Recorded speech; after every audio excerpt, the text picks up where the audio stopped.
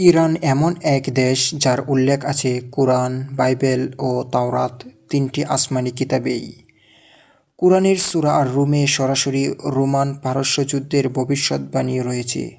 সহিহ বুখারীর বর্ণনা অনুযায়ী মহানবী পারস্যবাসী সাহাবী সালমান আল ফার্সির কাঁধে হাত রেখে বলেছিলেন, ঈমান যদি সুরাইয়া নক্ষত্রেও থাকে তাহলে পারস্যের মানুষ তা খুঁজে আনবে।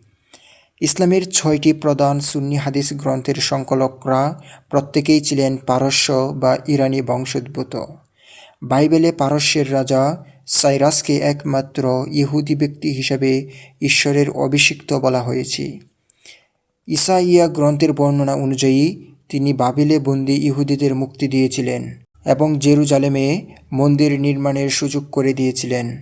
দানিয়েল গ্রন্থে পারস্যকে একটি শক্তিশালী মেষ হিসেবে তুলনা করা হয়েছে, যা পশ্চিম, উত্তর, দক্ষিণ তিন দিকেই বিজয়ী।